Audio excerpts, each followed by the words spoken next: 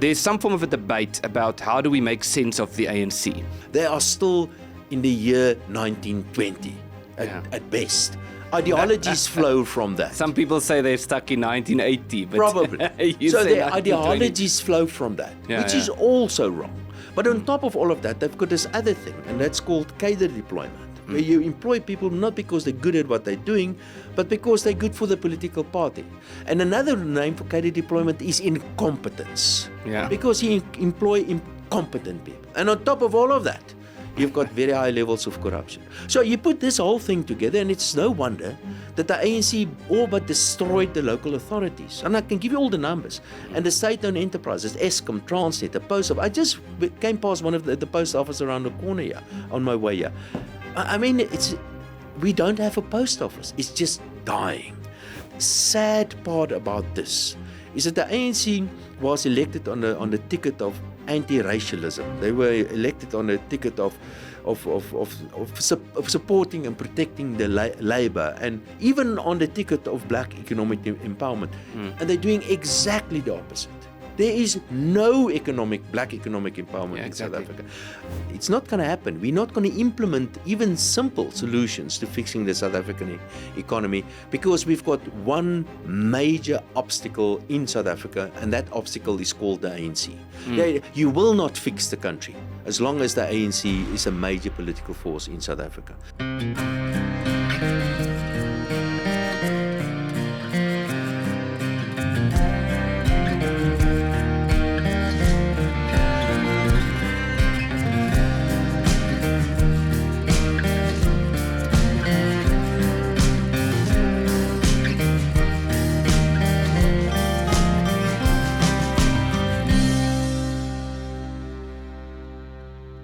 Dawie Roodt, thank you very much for joining us. It's good to have you in studio. Thank you very much. It's very nice being here. So I want to start with I believe it was a speech you recently made, and there's some news reports about this as well, where you said how the ANC broke the economy.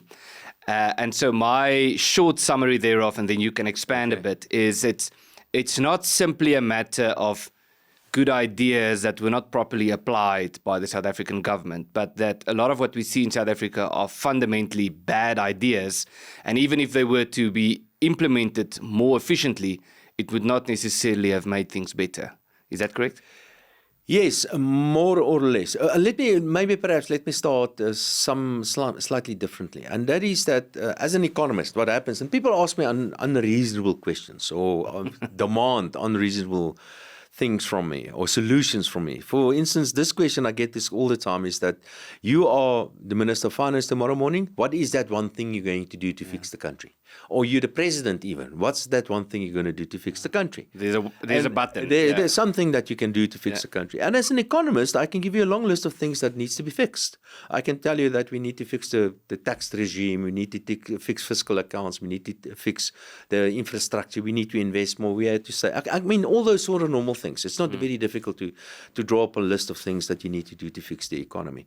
But that, and I was thinking about this, is there one thing, and actually I do believe there are one or two things that are very simple and easy to implement to start fixing the economy. But thinking about that, I realized that it doesn't matter what that magic button is.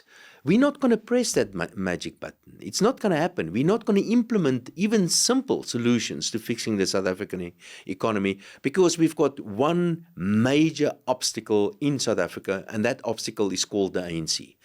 You will not fix the country as long as the ANC is a major political force in South Africa. And we can expand on that and why I think so, but that is the problem. So whatever the solutions are, and I've got like I've said, a long list of solutions and answers to fixing the economy, it is not going to happen because the obstacle is the ANC. That is the problem. So don't ask me that. Don't ask me how to fix the economy, because the answer is get rid of the ANC. With the ANC still around, we're not going to fix South Africa.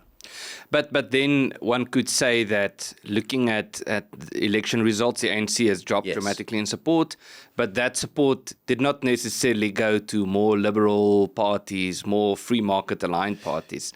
So the question is, you could replace the ANC with something that is worse or just as bad, but just with a different name. Yeah, if you look at, and that's something that really concerns me. If you look at let's call them the bunch on the left, the ANC and the MKs and all the splinter groups actually that came from the ANC, that their total support in South Africa is roughly about 2/3 of the votes that they get. And that it's similar to about 20, 30 years ago. So that block has remained more or less unchanged. But let's be fair, is that some of the other political parties slightly to the right of the ANC are certainly gaining some traction. I can see there are signs that some political parties, I don't like political parties very much. I don't have a political party that I personally support, but there are some of them that I think are a little bit less bad than the others. But I get the sense that there is a slightly shift to the right in terms of where people like to vote in South Africa. And it makes kind of sense, because I think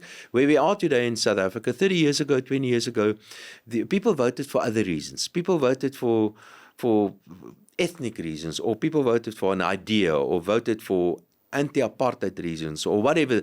Today, people are slowly starting to vote for bread and butter issues, and that's what's important. You can see, if you compare the DA to the ANC, and again, I'm not necessarily a DA supporter, it is very clear that the DA is doing a much, much better job than the ANC when it comes to the running of local authorities, for example. And people can see that, and I think that is the saving grace for South Africa, is that people eventually, as they say, you can bullshit so many people for so long, but you can't bullshit everybody forever. Yeah. And that is what is happening, is that we're seeing through the bullshit of the ANC. Yeah. So I remember years ago, might be 10 years ago, you and I had a sort of a casual conversation somewhere, which you might have forgotten, but we mentioned something in that conversation that I've been thinking about a bit. And I've listened to your appearances in the media and so forth, and it sort of sometimes reminded me of this. There's some form of a debate about how do we make sense of the ANC. And there's almost two different narratives. The one is that the ANC is a deeply ideological movement committed to Marxism and Leninism and so forth. And the other is that it has lost its ideological depth, you could say, and that it's become just parasitic in a sense. It's just trying to hold on to power as long as they can, regardless of the consequences. And it's difficult to decide which is true, because in a sense, both of them are true, but they can't both be true at the same time. So what's your view on this? Yeah, Anthea Jeffrey, Dr. Anthea Jeffrey, I think she is the most incredible woman. She's written a lot about the National Democratic Revolution and how the ANC is planning to implement the National Democratic Revolution and all that. But I disagree with her on this. And the reason why I disagree, not that they ideologically, that's not what they want to achieve. Yes, perhaps that is what they want to achieve ideologically. But I disagree with her simply because I think she's giving them far too much credit. The ANC can't organize anything. There's no way that they're sitting together with a blueprint on how they're going to implement the National Democratic Revolution, because they're not capable of doing much anyway. Yeah. So, trying to answer your question is, what I'm trying to say is, when you talk about the ANC or the leadership even of the ANC, they do not have an ideology. They're just somewhere. They're just there to line their own pockets. If that is an ideology, then that is the ideology of the ANC, lining my own pocket. But having said that, I think at least nominally the ANC stands for something. And in a way, the ANC is also a victim of circumstances and a victim of history. And perhaps one can shoot and go back a little bit on where they started, where their ideological roots are. And I would say that the ideological roots of the ANC is somewhere in the late 1980s, during the time of Karl Marx, during the time of the Industrial Revolution, by the way. It was a time when the economy consisted of people working in factories, people with blue overalls, people with greasy hands. That's what the capitalists were, the people owning the factories, or building the railroads in the case of the United States or whatever. So those were and in a way, you can have a little bit of sympathy for the ideas of Karl Marx then, because it was about labor. And his idea of the capitalist reaping the surplus value of labor then, again, you can have some sympathy for that. But that was also at the time of the West, at least, entering a dramatic phase of change in terms of politics. It was a period where the world basically split in two. You've got the eastern part and the western part, the liberal individualist kind of part and the socialist eastern kind of part. And that is where the Karl Marx the basis of his theories are. So two things are important. That Karl Marx, the world split in two. The ANC found itself, rightly or wrongly, on the eastern side of the world, if you like. Karl Marx devised this theory called the labor value theory, which simply means that capitalists then reap the surplus value from labor. And that is where the roots of the ANC are. It's basically in labor. And that is why they are where they are today. That's why they're part of their tripartite alliance consists of the South African Communist Party, firstly. And secondly, part of the tripartite alliance is also COSATU. That they represent labor. It makes absolute sense that the ANC is what it is then. Because in that environment, where the world was and how the world was changing, the industrial revolution, political changes happening, that's where they found themselves, the ANC. So they became socialists. So ideologically, they're there somewhere. Socialists call them communists or whatever the case may be. And that's still where they are. And in a way, that also makes sense from another perspective, because the West were the colonizers, the West were the racists, the West were the capitalists. And the ANC was against that. They were anti-colonizers. They were anti-racism. They were at least nominally. So that's where they started. And then eventually they became the dominant political party in South Africa, and they started implementing policies that fit in with their ideology. And the policies are things like expropriation and all these labor legislation that we have. But on top of that, they've got other policies, racist policies and things like that as well. So the ideology doesn't fit in a modern economy, because people don't work in factories these massive factories where people are exploited with blue overalls and greasy hands. Modern factories are robots working there, people with white overalls that are experts in artificial intelligence and programming. That's a modern economy. Things happen in the cloud today. Also farming, commercial farming. Absolutely. Farming is a brilliant example, and that's one of the industries that I absolutely love, and we could perhaps talk about farming a little bit. But value add happens in the cloud today. It's really backwards economies that's got subsistence farming. Backwards economies that's got really this idea of labor exploitation working in factories. That's not modern economies. Those are backwards economies. But that's where the ANC's ideology is rooted into. That is where they still are. They are still in the year 1920 at best. Ideologies flow from that. Some people say they're stuck in 1980. But probably. So their ideologies flow from that, which is also wrong. But on top of all of that, they've got this other thing, and that's called cadre deployment, where you employ people not because they're good at what they're doing, but because they're good for the political party. And another name for cadre deployment is incompetence, because you employ incompetent people. And on top of all of that, you've got very high levels of corruption. So you put this whole thing together, and it's no wonder that the ANC all but destroyed the local authorities. And I can give you all the numbers. And the state-owned enterprises, Eskom, Transnet, the post office. I just came past one of the post office around the corner here on my way here. I mean, we don't have a post office. It's just dying. And that's what's happening to the national accounts and everything that goes with that. And in the end, what happened is that the economy is hardly growing, unemployment levels are very high, poverty levels are very high. And the real sad part about this is that the ANC was elected on the ticket of anti-racialism. They were elected on a ticket of supporting and protecting the labor, and even on the ticket of black economic empowerment. And they're doing exactly the opposite. There is no black economic empowerment in South Africa. Quality of education is the word. Think about this. You've got kids, and I've got kids. If I want to empower my children, I want to give them world-class skills development, education. I want to give them a safe environment. I want to give them opportunities. I want to give them a father and a mother in a loving household. That's what I give them. That is real. Of course, I want them to inherit something from me, to start their own businesses and to have opportunities. But that's not empowerment. Empowerment starts much, much earlier, in a classroom and safe environment and things like that. So that's what we have. So we've got the ANC asking me what I can do to press that magic button. It's easy. I can show you where the magic button is. But the ANC is not going to allow me or anybody else to press that magic button. So the ANC is a problem. We have to get rid of them first before we can press the magic. It's almost a thought experiment, this idea of which should we do. So, okay, you've said a lot there that I actually want to unpack, but let me start with Marx and sort of the ideological side, and then we'll get to the practical side. Would you say it's fair to say that Marx was better at pointing to a particular problem and that there's some validity in the problem that he points to, which is exploitation of workers under capitalism and so forth, but that his solution is not a solution? So, for example, his point about it sounds great in theory to say that everyone should work according to their ability and everyone should receive according to their needs. And if you read that, it sounds like it could make sense. But then if you implement that, it just makes things worse. Is there some point where we can give Marx credit? Yes, actually there is.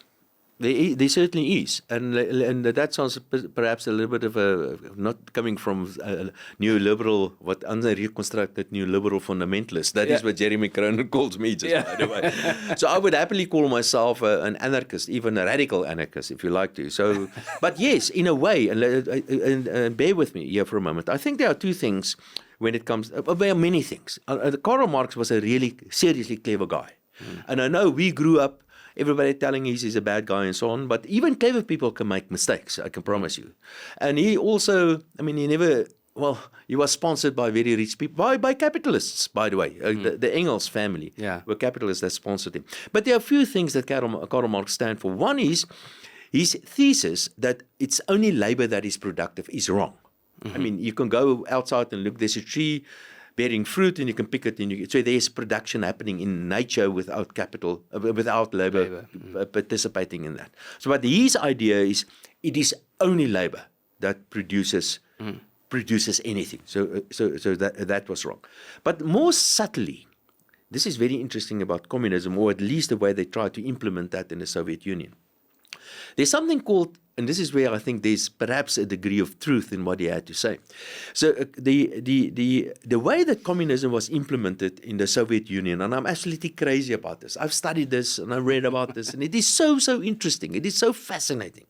Is that the idea of scientific communism is that you as an individual need so many calories to live off. And let me interrupt myself for a moment.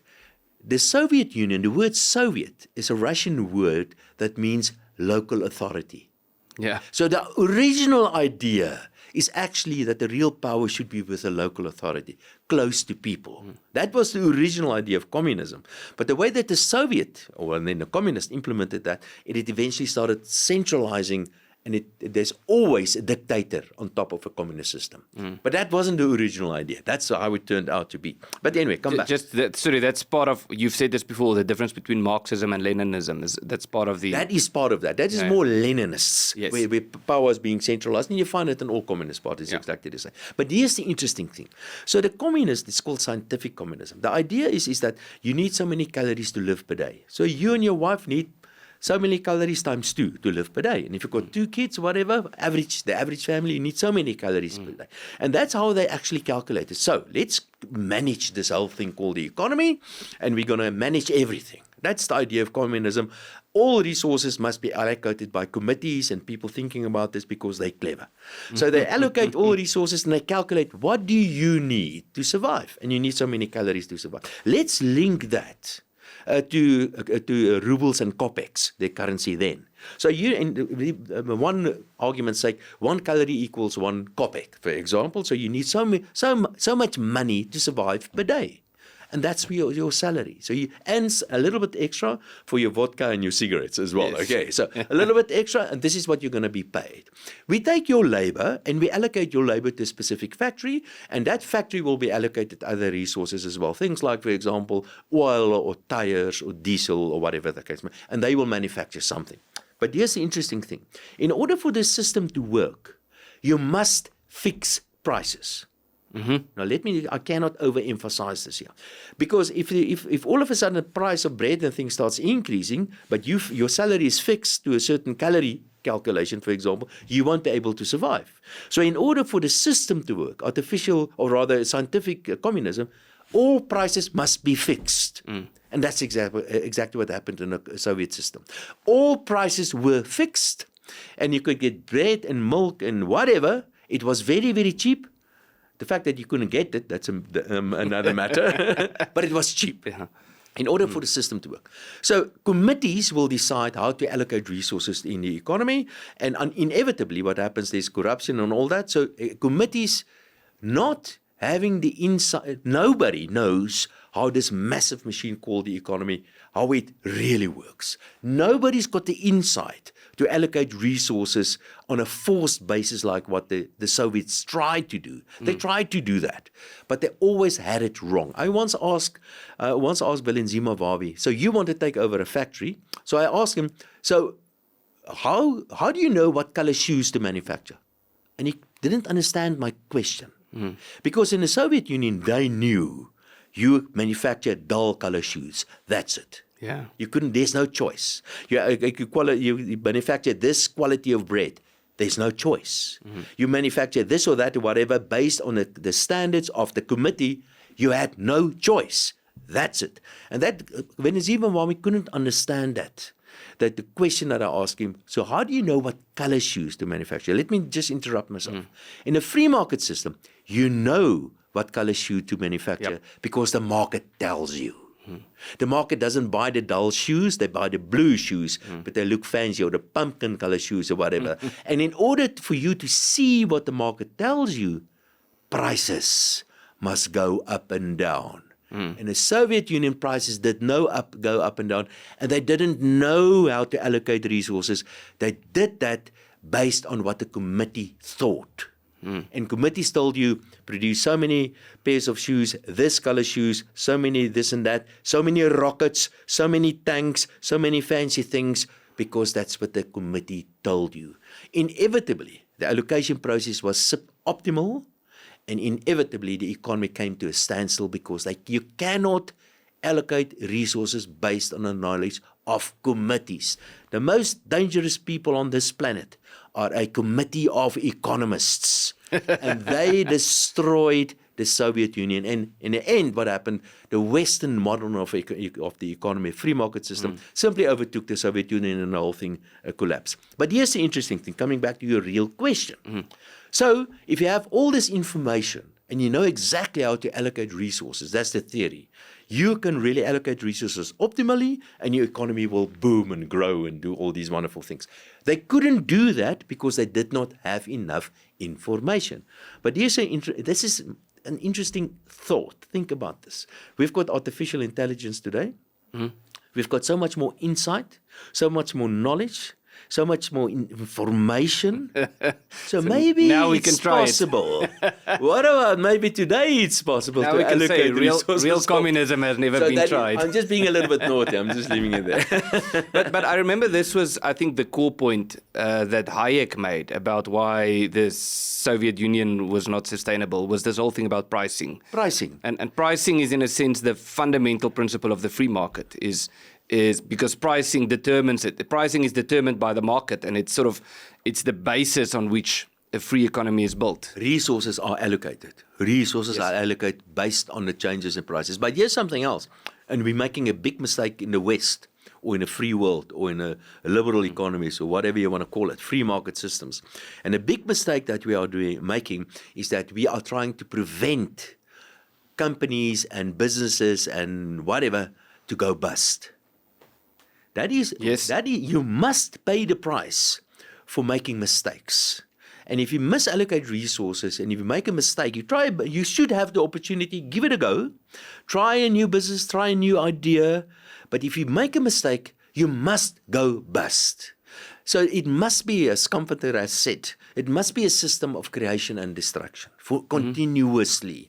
And if preventing a company from going bust is a bad thing to do, because you're keeping a zombie alive. We do not want to keep zombies. I know it's disruptive. I know it's painful. I know people lose their jobs in the short term and they will lose a lot of money in the short term. But as important it is to create new businesses and to try out new things, it is equally important to allow old businesses and old wood to be worked out of the system. And that's a big mistake that we're making. We've got all these business rescue plans and all sort of stuff in South Africa, all sort of rescue plans to keep factories open, and that is wrong. If the factory doesn't work, if a business doesn't work, let it go bust. And start a new one. Try new. But then, of course, the companies that are kept alive most frequently and most passionately are those that are funded by taxpayers. That is the problem. You mentioned the post office. Yeah. So it's politicians making a decision. Politicians, and there's a lot of pressure groups. I mean, imagine the post office as an example. So the post office trade union, which I suspect is part of the tripartite alliance, indirectly via COSATU, for example, in South Africa, they put a lot of pressure on the government to listen, but you can't allow X number of people to lose their jobs. And it sounds good. And of course, it is painful and it's not easy for them. But for political reasons, and it sounds good, we're going to create jobs. We're going to save jobs, for example. And that is the wrong approach. We must understand that the free market system awards people that take chances and got good ideas, but at the same time, a free market system also punishes those that make the wrong decisions. So don't see it as punishment. See it more of as an opportunity to learn. See it as more as a growing opportunity. I've tried this, like Edison. He tried so many light bulbs, and he learned in the process, and eventually he got to that magic formula, and we've got light today. Yeah. I want to take a moment to thank you for watching and following the content on this channel. And I also want to encourage you to like this video and to subscribe to this channel to ensure that our audience is broadened. Something that concerns me and excites me at the same time is new technology and the consequence thereof, obviously for the economy, but for society at large. And we have AI, we have digital money or private money, blockchain. And then there's the whole thing of robotics also coming in. And I remember years ago, I think it was Pick n Pay, had this thing where they wanted to have cashless or tills that would be, not staffed. And COSATU rioted and they threatened to burn down the shopping centers. And so eventually they said, we're not going to implement this. But you can only hold back so long against implementing certain technologies that would take the place of working people. And so the question is, how do you see that playing out when we get to the point where you can get a robot to do the cleaning or to do certain jobs that used to be done by people? There are two things that I want to touch on. The first one is about this idea about job creation. Now, I don't know about you, but if I could choose, I would rather sit around the pool sipping pina coladas all day and never ever work. So that's what I want. I do not want to work, at least not the kind of work that I don't like. So nobody wants to work. So this idea of job creation is absolutely a silly idea because the reason why by the way, I got here by car.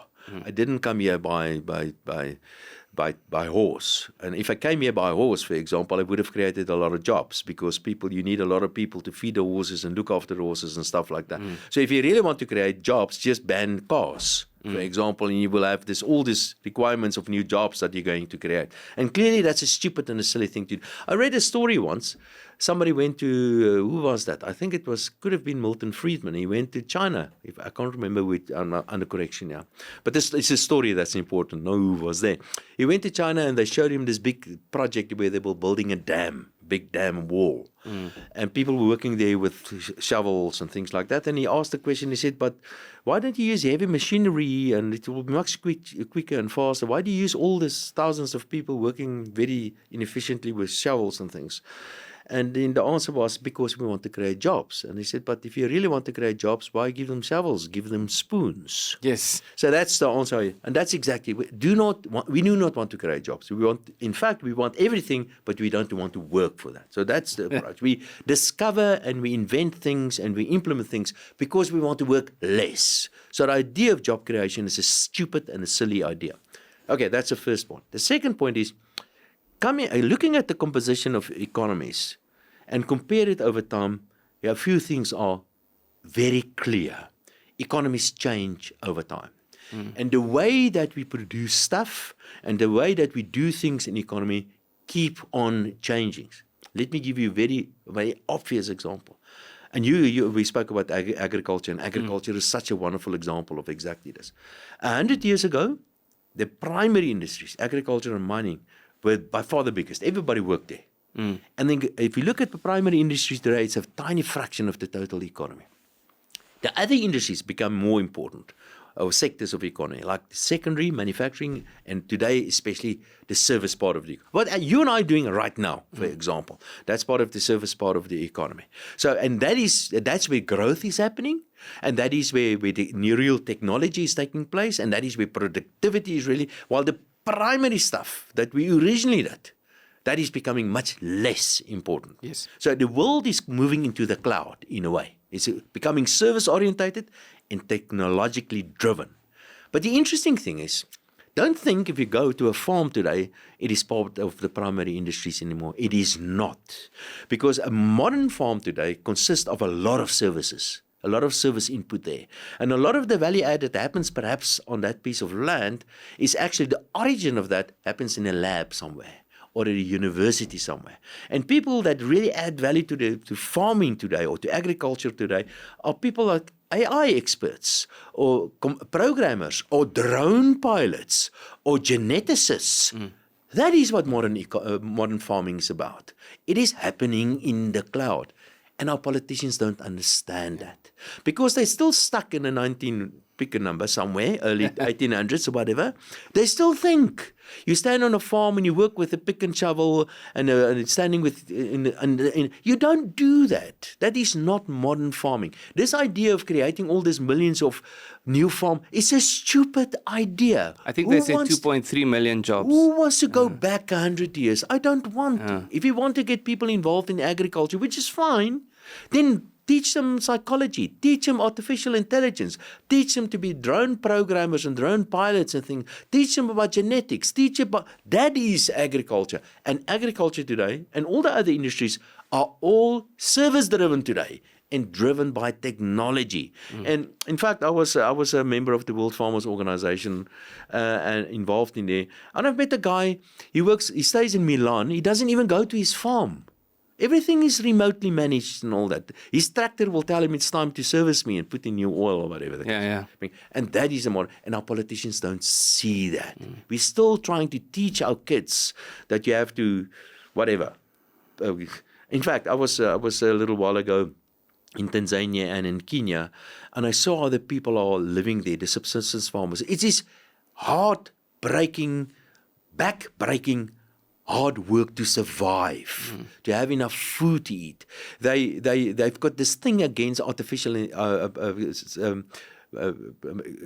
genetic manipulated seeds, for example. They buy their fertilizer, they buy their seeds from pharmacies. Imagine this. You buy your seeds from, they don't use fertilizer because their grandfathers didn't use fertilizer. No, that's not a modern economy. If they got stuck somewhere 100 or 200 years ago, they will not get wealthy and rich if that is the approach that you're going to follow. And unfortunately, our politicians still do exactly the same. It's almost it's a good example of not understanding Henry Hazlitt's one law about economics, which is basically that you need to determine whether an economic idea is a good idea, don't just ask what would the immediate consequences be, but what would the consequences of the consequences be, or what would the consequences be for other groups. So it sounds like to be against technology in farming is to say the immediate consequence is there's going to be more people working on farms, so it's more employment. But what would the consequence of that be? And I think that's unfortunately where these ideologues unfortunately are stuck is there's no understanding, and that's I think the point you're making, of how a modern economy works and why we want to be a modern economy, and to make the shift from where we are currently to a modern economy requires making certain decisions or allowing certain things that are fundamentally at odds with what they like to believe to be true. That's why I say you can't fix South Africa with the ANC part of the mix, because they're just not there. Will they cross that Rubicon? Will there be a Damascus experience for them? Will they suddenly see, but we have been wrong all along? Do we have to adapt to the new modern world in which we're living in? Will they see that? I don't think so. And in the meantime, they've got seriously an important vested interest in maintaining the status quo. And that interest is called so-called black economic empowerment, which it isn't. We do not have black economic empowerment in South Africa. We've got black billionaire empowerment, yes, but certainly not black economic empowerment. Yeah. So before we finish off, we haven't really spoken a lot about taxation, and I think it'd be great to get your views on this, because it does seem to me, and maybe this is an exaggeration, but to a large extent, the system, we could say that the system is flawed, but to a large extent, the system is sort of held in place not through government efficiency or something like that, but more by compliance, by the fact that taxpayers keep paying their tax money, they keep funding the government because they're concerned about what would happen if they stop doing this, even though they know they don't get the value for their tax money. And also private companies complying with these legislation and so forth. And so there's this growing talk about civil disobedience and some form of tax protest. What's your view on that? Tax revolt. I must tell you, yes, I've done the numbers. So taxation or tax regimes, that's I understand that. I've been analysing fiscal accounts forever, and I've been involved in the budgetary process or whatever.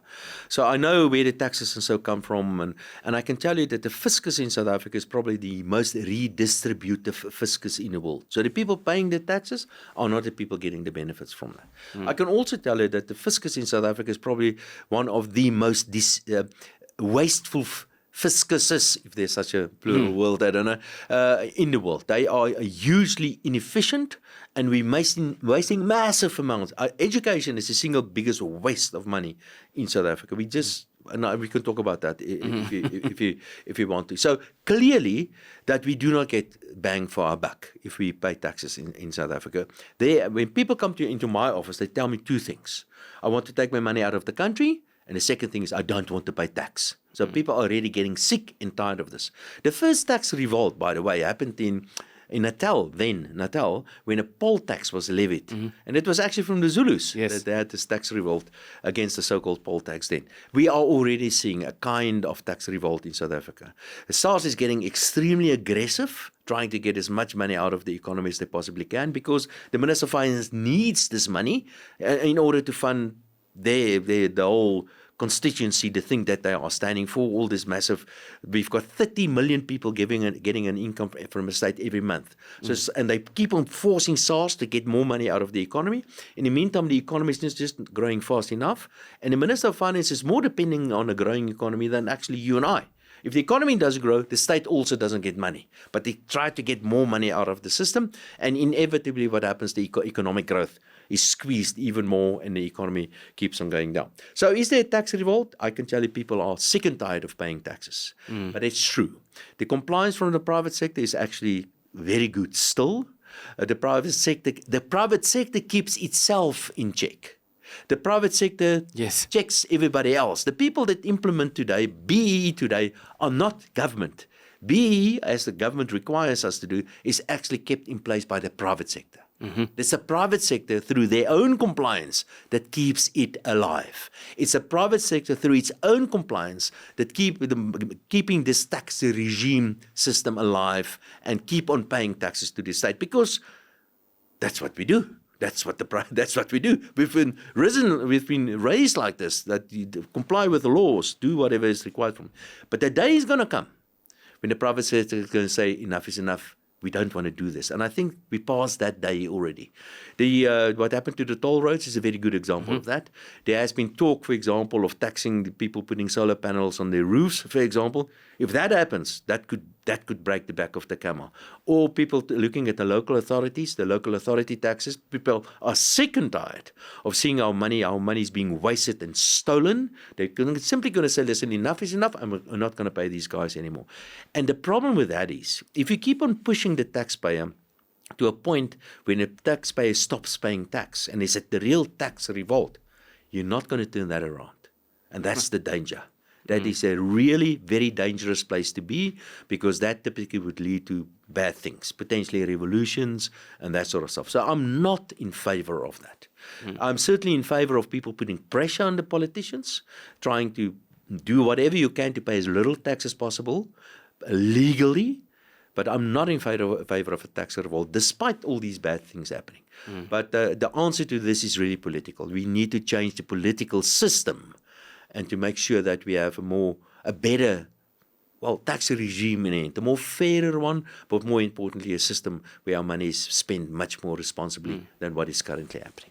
And in a sense that comes down to a decentralized system. Without a doubt. And that is, in fact, that is already happening.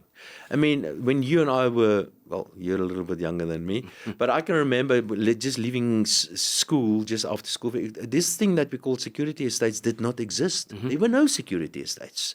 Private schools didn't exist, not in my world at least.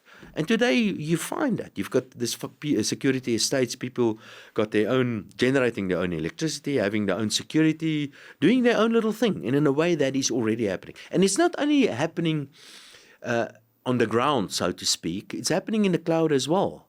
People belong to all sort of pressure groups that are organizing themselves in, and technology helps that. So today you can belong to the Flat Earth Society, and you can pay them with Bitcoin if you want to, your membership. And that is a society in a way as well. And that brings me back to another point, and that is that as economies are becoming more service-orientated, remember the state is by definition an organization that monopolizes violence. That is what the state does. But because less and less things are happening on the ground, is physical, fewer things and more things are becoming sort of happening in the cloud. Digital. It's becoming digitized. The power of the state is also being diminished. The state is becoming less powerful. Because we're moving into the cloud. I mean, you can't do anything to me. I'm not here. They can still catch me and throw me in jail or whatever, but they can't steal my intellectual property that easily anymore until they can't get my Bitcoin keys because I've hidden it somewhere or I encrypted it somewhere. They can't steal it. But they could do that 100 years ago. They can see where I've hidden my gold and go and steal that. They can't do that anymore. And what is happening, and this is maybe a little bit wishful thinking, but I think because of technological changes, today we are all kings. Today we are all individuals, and we can all join whatever grouping we want to, and that means inevitably that this very strong centralized government is losing control, it's losing its power over us, and that's a good thing. Yeah. I love that. Well, I think we'll end it there, Dawie Roodt. It was a pleasure speaking with you. There was so much that we touched on, and we'd love to have you back sometime, maybe next year. But yeah, it's great. Thank you very much. My pleasure always. Thank you. If you would like to support this channel and the work that we are doing at Lex Libertas to work toward a more sustainable and a more viable political dispensation for South Africa, I would like to encourage you to sign up as a contributor by clicking on the link in the description.